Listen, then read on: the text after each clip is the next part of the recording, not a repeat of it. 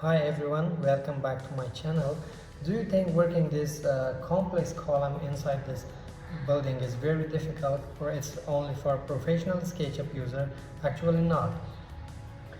When most people see models like this, they think it's too difficult or takes too much time, but the truth is, with a few simple techniques inside SketchUp and the right use of plugins, you can actually design columns like this very easily.